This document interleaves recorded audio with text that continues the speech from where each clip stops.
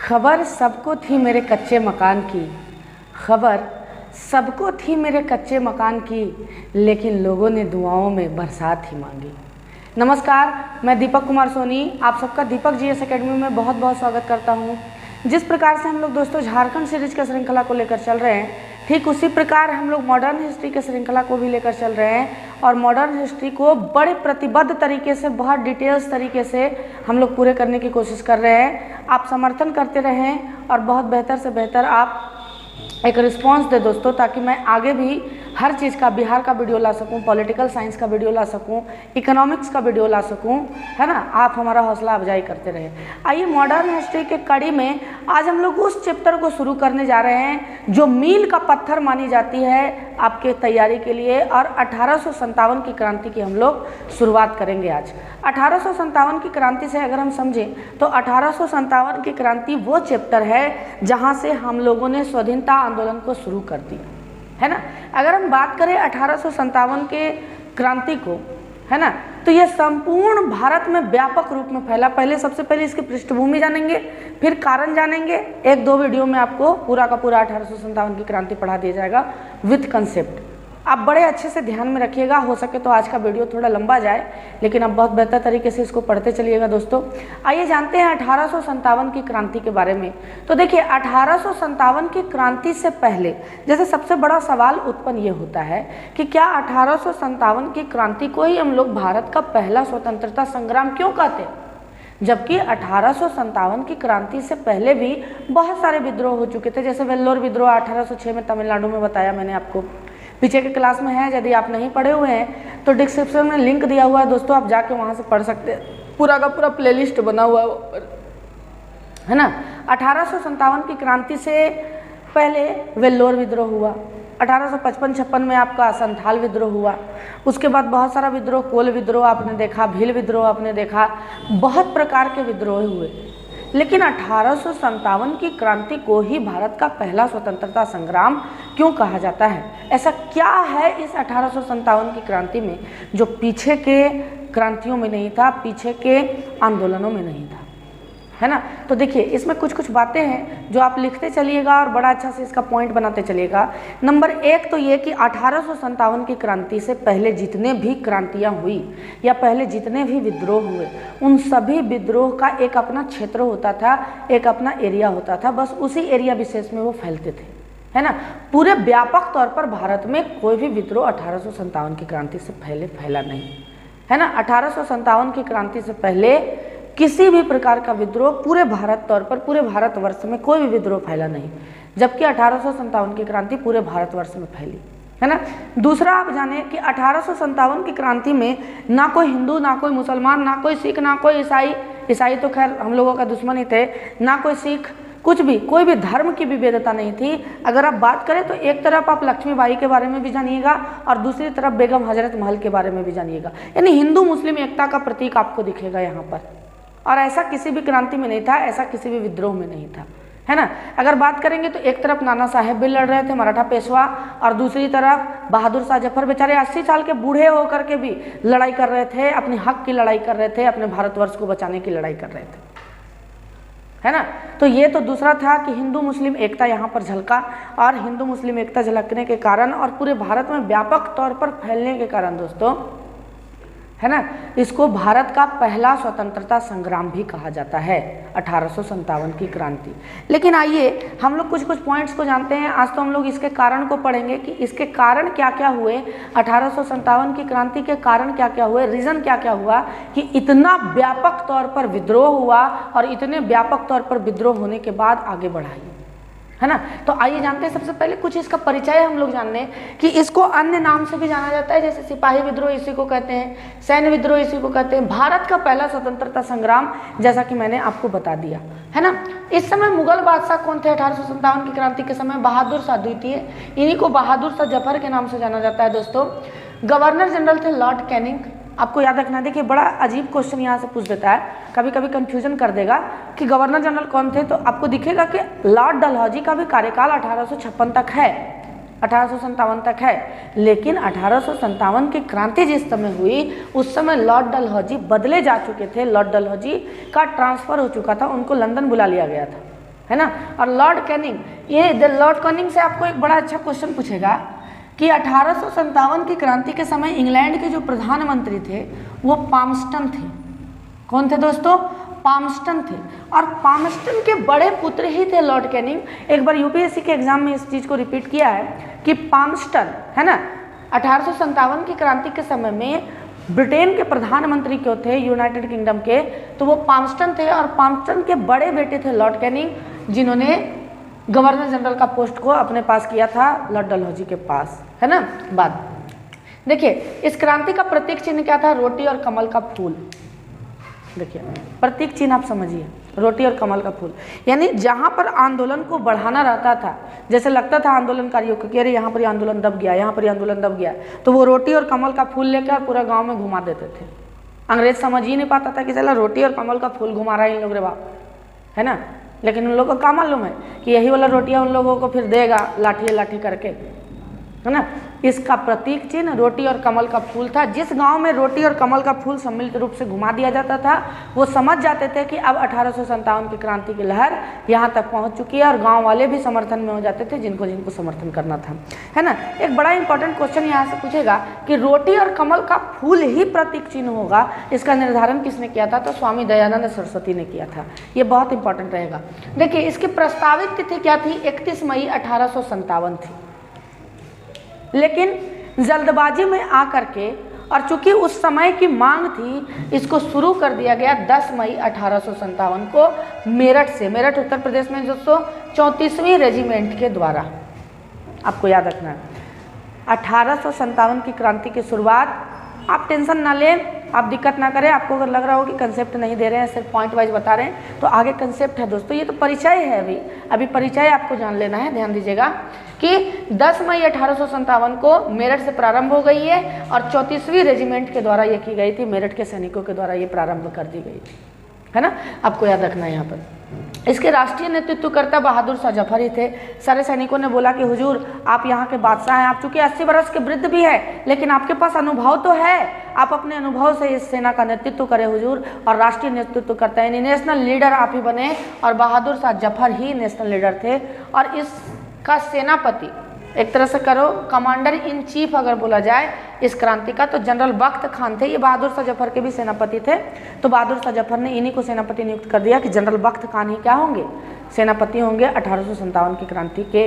ये कुछ महत्वपूर्ण पॉइंट थे जो डायरेक्ट पूछे जाते हैं आपके क्वेश्चंस में, है ना। क्योंकि हम लोग एक तरह से बहुत विस्तृत तरीके से इस क्लास को लेकर चल रहे हैं, इसलिए आइए अब हम लोग बहुत कंसेप्चुअल तरीके से जानेंगे 1857 की क्रांति के कारण क्या थे, विद्रोह के कारण, जैसा कि आप देख सकते हैं। तो 1857 की क्रांति के कारण बहुत सारे थे दोस्तों, है ना।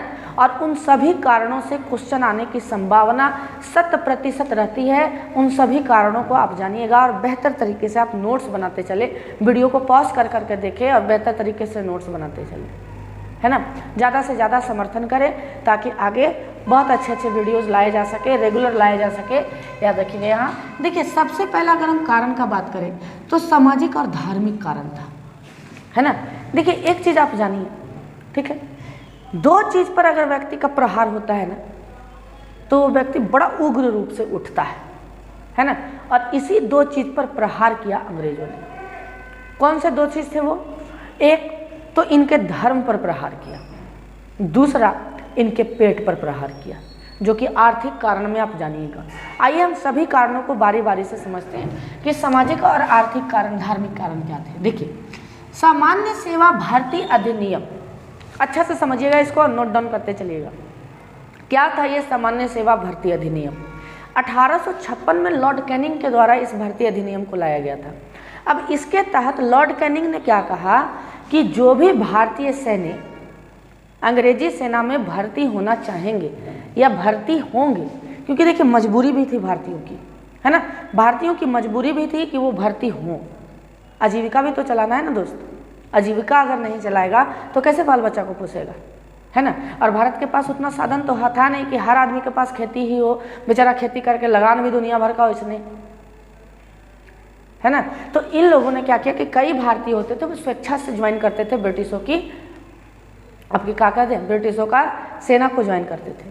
अब सामान्य सेवा भर्ती अधिनियम क्या था, ध्यान से समझिएगा कि देखिए सामान्य सेवा भर्ती अधिनियम का मतलब हुआ कि अगर आप ब्रिटिश सेना में भर्ती लेंगे, भारतीय ब्रिटिश सेना में भर्ती लेंगे, आप नोट डाउन करते चलेंगे कि जो भारतीय ब्रिटिश सेना में भर्ती लेंगे उन भारतीयों को एक बॉन्ड पेपर पर हस्ताक्षर करना होगा। और ये हस्ताक्षर किस लिए करना होगा, तो ये हस्ताक्षर इसलिए करना होगा कि आप समुद्र पर ब्रिटिशों के साथ जा सकें और समुद्र में यात्रा कर सकें पानी के जहाज़ों में। अब आपको लग रहा होगा ये तो कोई बड़ा चीज़ नहीं है, समुद्र में यात्रा कर सकता है जैसा कि अभी भी हम लोग करते हैं। लेकिन दोस्तों आप याद रखिए कि उस समय भारतीय समाज की ये डिमांड थी कि जो व्यक्ति समुद्र में यात्रा करता है उसको बहुत हे दृष्टि से देखा जाता था, उसको बड़ा नीच दृष्टि से देखा जाता था और यहाँ तक कि उसको समाज से बहिष्कृत भी कर दिया जाता था, है ना। इसके कारण अंग्रेजों के प्रति असंतोष की भावना जाग गई। सामान्य सेवा भर्ती अधिनियम क्या था, सामान्य सेवा भर्ती अधिनियम, कि सामान्य सेवा भर्ती अधिनियम का अर्थ हुआ दोस्तों कि जो भारतीय ब्रिटिश सेना में भर्ती लेंगे उनको एक बॉन्ड पेपर साइन करना होगा और उस बॉन्ड पेपर के तहत ब्रिटिशों के साथ वो समुद्र की यात्रा पर जाएंगे, जो कि इनके समाज में बड़ा गलत था। समुद्र को देवता मानते थे ये, और समुद्र को लांघना इनके लिए पाप से भी बड़ा था, महापाप था ये, है ना। यह सामान्य सेवा भर्ती अधिनियम 1856 में लॉर्ड कैनिंग के द्वारा लाया गया। दूसरा देखिए सामाजिक और धार्मिक कारणों में ईसाई मिशनरीज का आगमन। क्या था ये ईसाई मिशनरीज का आगमन? अब देखिए 1813 के चार्टर एक्ट के तहत, जब मैं आपको पॉलिटिकल साइंस पढ़ाऊंगा दोस्तों तो 1813 का चार्टर एक्ट विशेष तौर पर पढ़ना है, कई बार के क्वेश्चन आते हैं वहाँ से।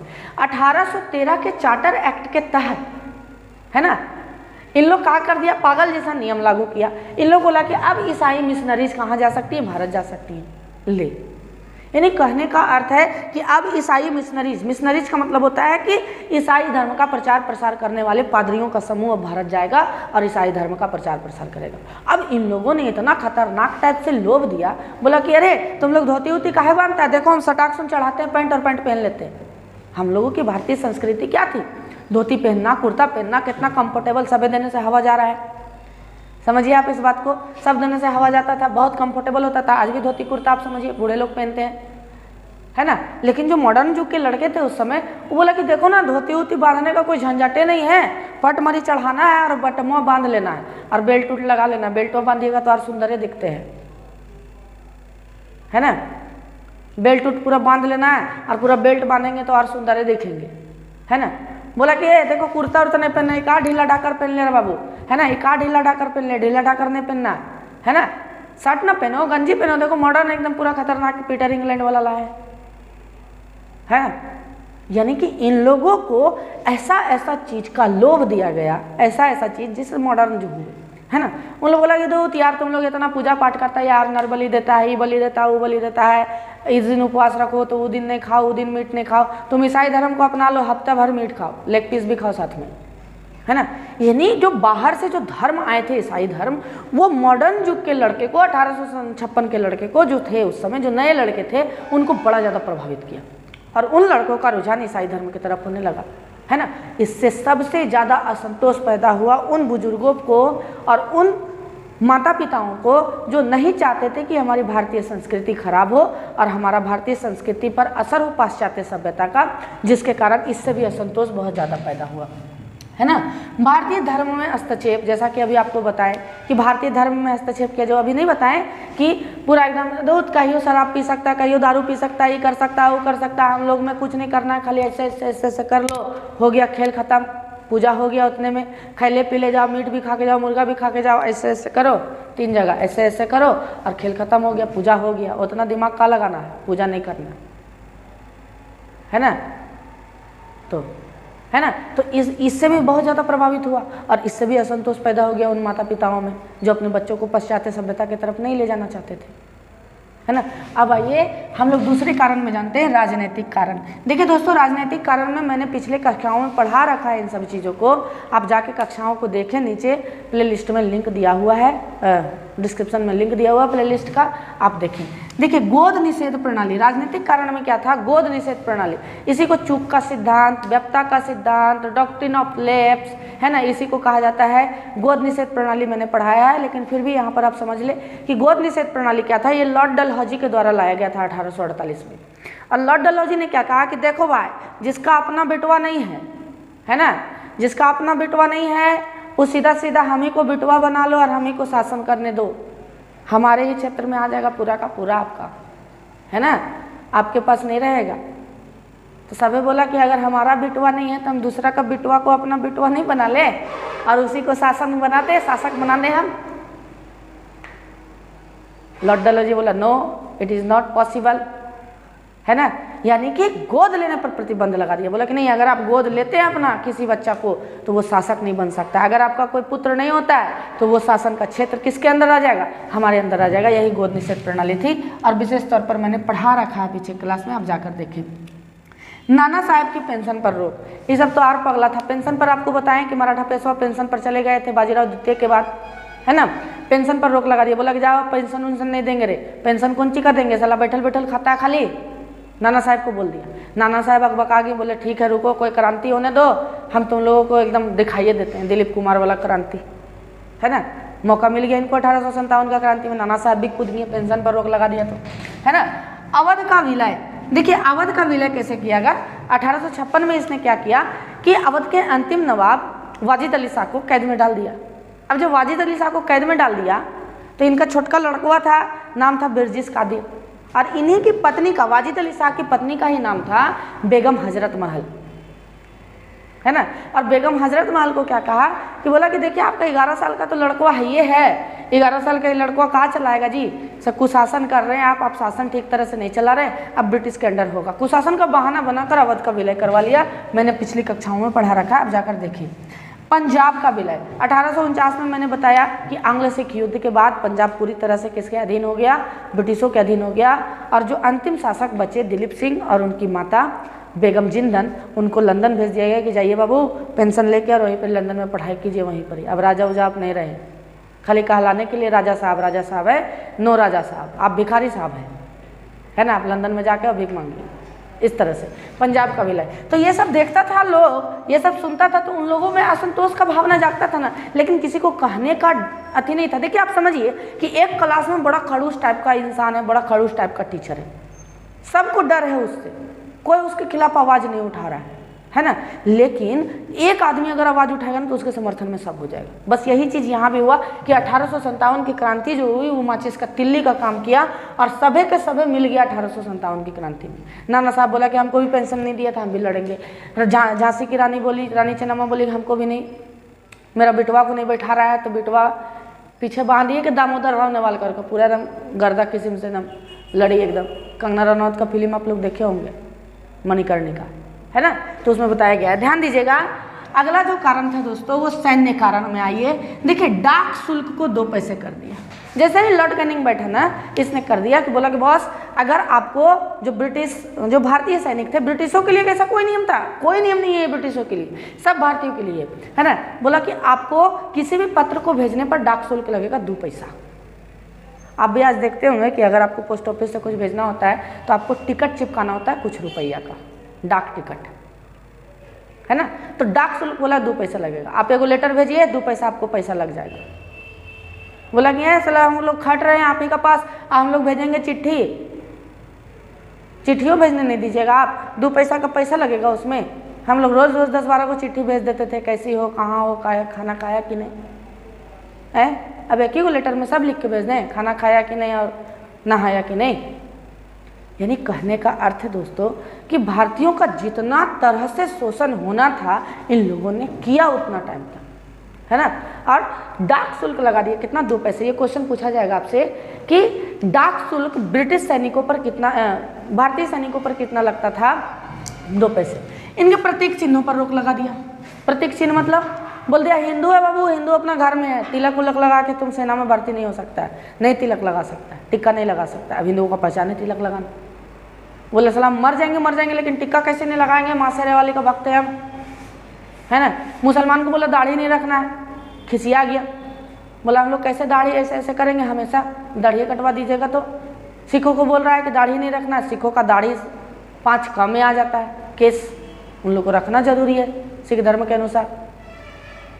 समझिए आप इस बात को, है ना। प्रतीक चिन्हों पर रोक लगा दिया जिसके कारण एकदम पूरा एकदम खतरनाक किस्म से दंगा भड़क गया, अंग्रेजों के खिलाफ असंतोष भाव पैदा हो गया। वेतन और भोजन में भेदभाव किया गया इनके साथ। वेतन भी इनको बहुत ज़्यादा कम दिया जाता था ब्रिटिश सैनिकों के मुकाबले भारतीय सैनिकों। ब्रिटिश सैनिकों को 10,000 रुपये महीना वेतन है तो इनको 2,000 रुपये महीना वेतन है। लीजिए करिए काम, करवे कीजिएगा, क्योंकि आपके पास कोई चारा नहीं है। आप आज के जैसे थोड़ी नहीं यूट्यूब चैनल खोल के बैठ जाइएगा, है ना। ध्यान से समझिएगा इसको। अब आइए आर्थिक कारण में जानते हैं, थोड़ा सा बड़ा इंपॉर्टेंट होगा आर्थिक कारण। देखिए धन का निष्कासन यहाँ लिखा हुआ है। धन का निष्कासन क्या है? देखिए धन के निष्कासन के थ्योरी को, है ना, 1838 में एक पुस्तक लिखा था दादा भाई नौरोजी ने, द पॉवर्टी, आप अच्छा से याद रखिएगा इसको, the poverty and un British rule in India, un British rule in India. इस पुस्तक को लिखा दादा भाई नौरोजी ने।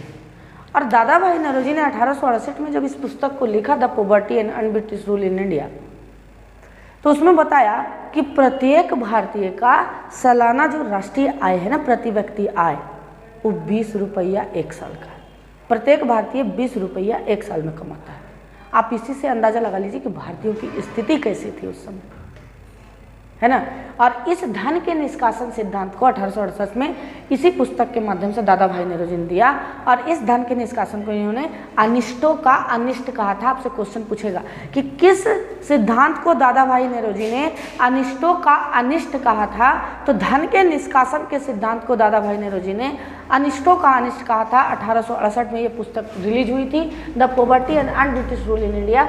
इसके तहत प्रति व्यक्ति आय की गणना करने वाले पहले व्यक्ति थे जिन्होंने 20 रुपया सालाना प्रति व्यक्ति आय की गणना की थी, उन्होंने, है ना। इस चीज को आप ध्यान में रखिएगा। आइए अगला, अस्थायी बंदोबस्त व्यवस्था। देखिए जब धन का निष्कासन दिया गया तो अभी तक तो भारतीयों को मालूम ही नहीं था कि साला कैसे धन निकल रहा है।